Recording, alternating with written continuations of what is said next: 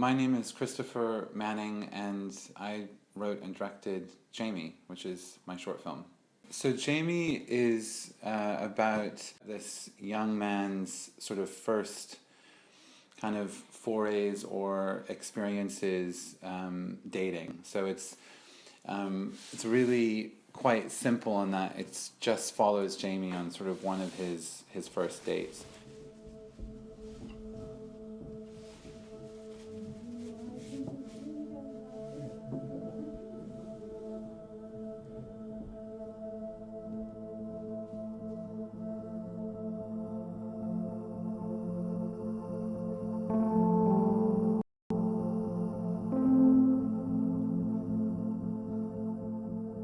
You know, I really like the genre of romantic drama.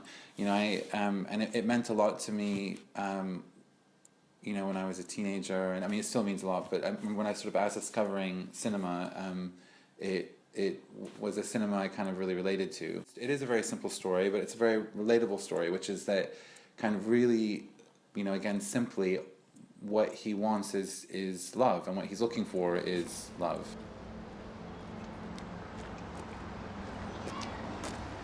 Must be Jamie. I'm sorry, I'm late. It took a lot longer to get here than I thought. I'm glad you made it. Last guy didn't even show.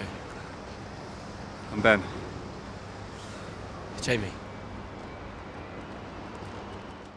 We get a sense that this is a really important moment for him because it's kind of awakening something in him, these kind of new experiences. So yeah, so I feel like all of that is much closer to our actual experience of life, actually, and in a way is much, in that sense, closer to reality or to a certain kind of emotional truth that you might not get in other kinds of romantic dramas. I remember when my friends first saw me get pulled by a guy at a party. It wasn't anything at the time. Till the next morning when I realised they put everything on Facebook. Mm-hmm. Yeah, everything. And then my sister, obviously, she saw all the photos and didn't realise I was actually seeing guys then, so... Oh, that's rough. Yeah. Yeah, no, I was 17. What happened to that guy? Was he your boyfriend or did he... No? A lot of rehearsal time was spent just not actually rehearsing, but talking a lot about character and backstory and things that would never, that we knew were never going to end up on screen.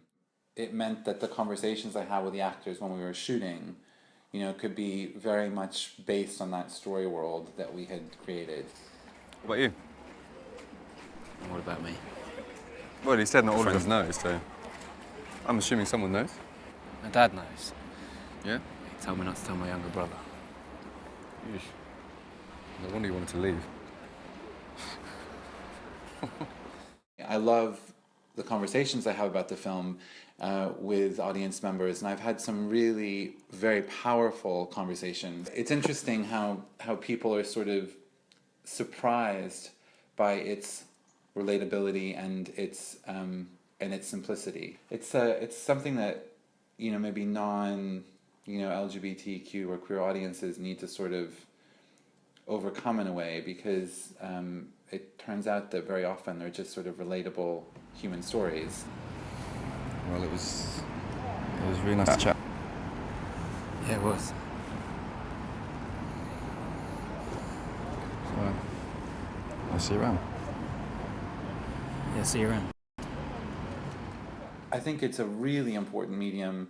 I think it plays a really important role, just very simply because it's so accessible. In some places or in some cultures where these things are still really taboo, increasing visibility kind of increases familiarity in a way, and just gets it out there. And I think that's an important first step towards having other conversations. Given the current political climate since Brexit and since, of course, the election of Trump in America, I think it's normalized a lot of really unacceptable prejudice and language. So I think it's Five Films for Freedom, you know, sends a very powerful message at a very important moment.